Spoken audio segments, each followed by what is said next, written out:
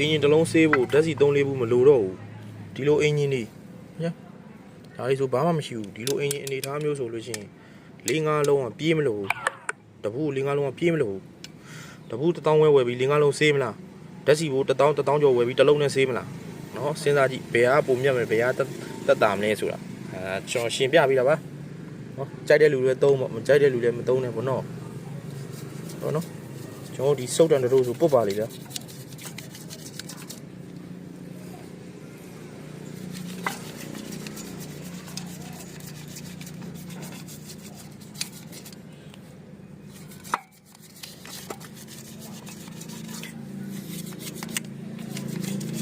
စီကြီးတွေဆေးမယ်ဆိုလို့ရှိရင်တန်းစီတန်းလောင်းချတော့ရပါတယ်ဒီမှာအောက်မှာအဝါဆွဲလေးတွေကျန်နေရင်တော့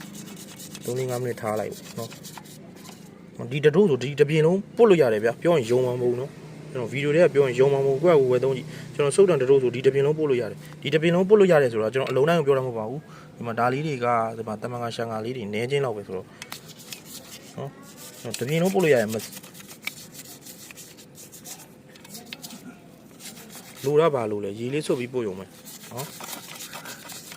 ဒီမှာအဝါဆွဲလေးတွေသူအနေနဲ့အမဲဆွဲလေးတွေရှိရတော့အချိန်တိုင်းတာလေးထားခဏလေးထားပြီးမှဆေးချနော်ဒီလိုဖွေးလိုက်အဝါဆွဲလေးတို့ကသူပျော်ပြီးတော့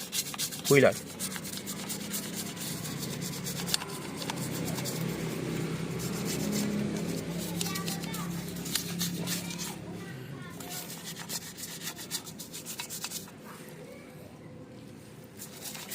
စီးထဲမထည့်ပါဘူးရေလေးနဲ့ပဲပို့ရုံပါပဲအတော်အသုံးခံပါတယ်ဗျနော်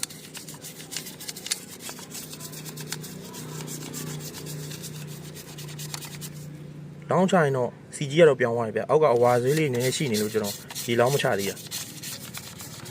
အောက်မှာအဝါဆွေးလေးရှိနေသေးလို့ရေလောင်းမချသေးတာလောင်းစားလို့တော့ရပါတယ်